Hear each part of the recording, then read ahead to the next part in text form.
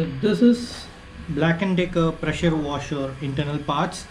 This is responsible to pressurize the water inside the pressure washer. So what has happened is my pressure switch has gone bad. This is a pressure switch, so that will be located here. So when pressure increases, it pops up and turn off the switch, which goes to the motor. So that is how it works. This switch has gone bad and I have replaced with a new switch. The switch costs just 20 rupees. So I'm going to assemble this. However, I wanted to clean every internal parts and reassemble the pressure washer. So that's the reason I completely dismantled the pressure washer.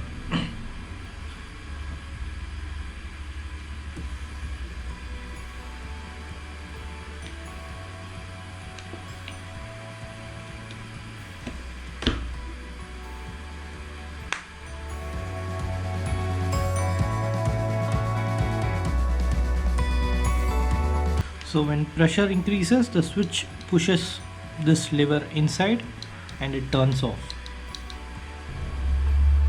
So it's tight and secure. So this should get inside this. It's very easy, just lubricate a bit and we can pop inside this. So that easy it is. So let's put the switch later. Let's assemble the pump. There are O-rings. These O-rings needs to be clean, so that there will be good amount of pressure. Make sure the O-ring is clean and tidy.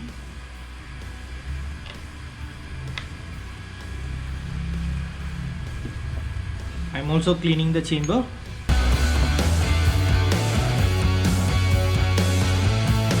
I've also changed the O-ring. This is a stock O-ring and this is aftermarket O-ring for the assembly. This needs to be dust free, only then the plastic components will last long. So this is a piston which pressurizes the water.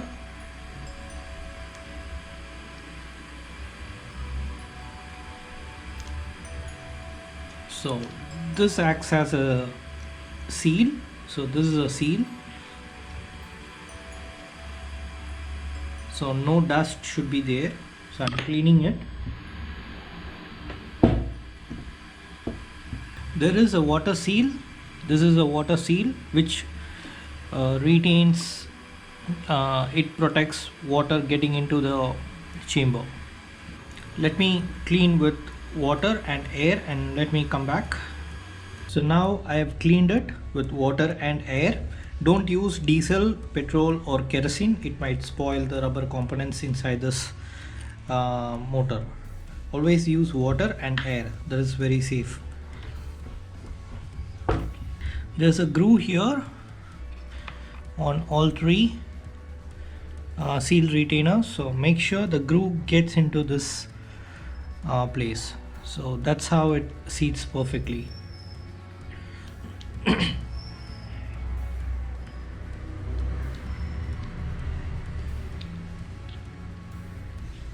So all three are in place. Now it's time to put back the seal. This tree seal should be like this. So all the three seals will get into this. The three seals are seated here. So three seals are here and three pistons will be facing like this.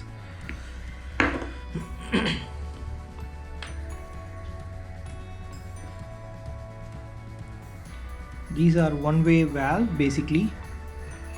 So this soft side will come in contact with this conical place like this. The flat one goes inside. This one will be like this, and we should put a spring here and close that with the top cover. So this forms a one-way valve. double check if the one way is working. Just push it and check. Yeah, it's working. So this is what is going to create a pressure. Let's put this. Before we put, let's add some synthetic oil. These are synthetic oil which keeps the parts clean. I'm just dipping it. This is not a petroleum based oil, or rather a mineral oil. This is purely synthetic oil, so it doesn't spoil any of the O-rings inside the machine. Never add grease. If you are adding grease, it should only be silica grease, because silica grease don't spoil the rubber components.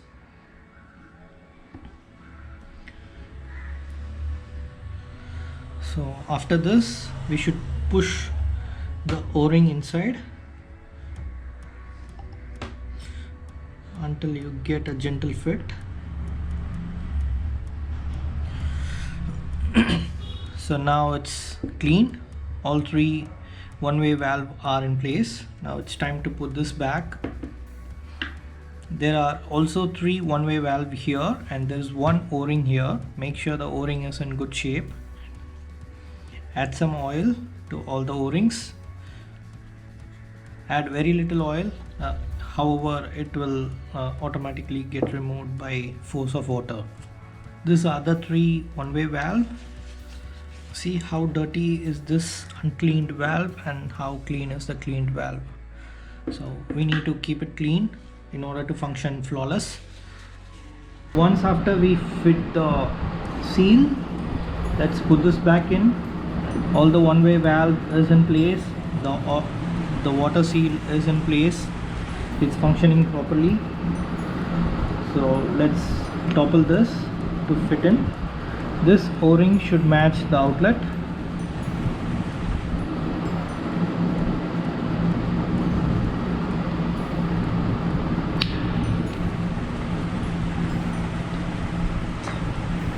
And that's it. It should flush properly. Make sure it's flush to the other piece. Yes. Let's fit this to the motor assembly. This is the motor assembly. This comes with the swash plate. So that is what is going to drive the piston inside. This is a swash plate that is going to drive all three pistons here.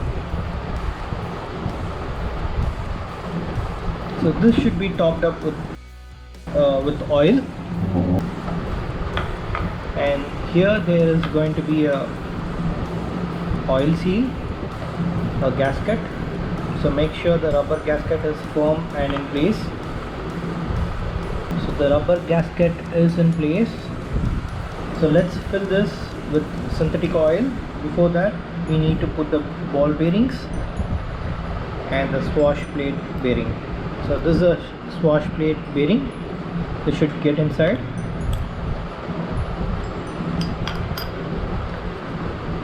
Make sure it's smooth. Let's top up with new oil.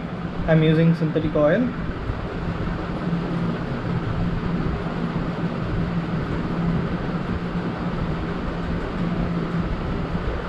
There must not be too much of oil, because while we closing, the air should not create any pressure inside. Topping up enough oil. I'm just topping up till here. Don't over oil it. This will only go one way, so we cannot put this in the opposite direction. Make sure we put all four Allens.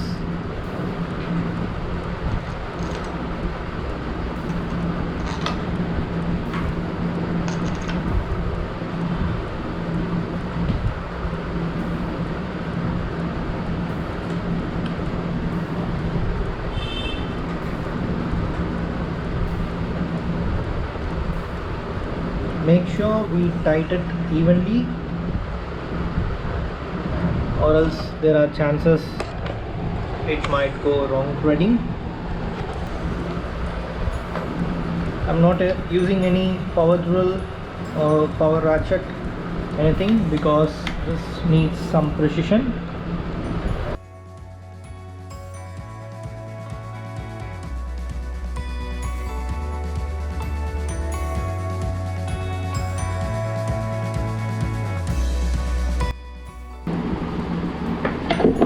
Let's not over tight, because these are aluminum. The gasket should be sealed properly.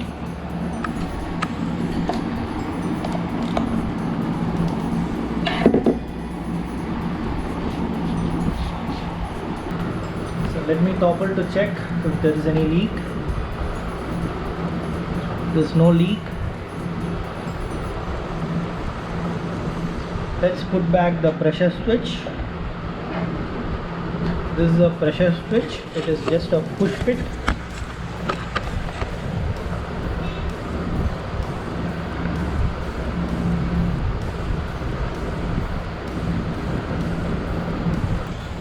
Let's fix the wiring. So this is the main switch. This is 220 volt, and this is a motor starting capacitor. This 220 volt. So this should go like this.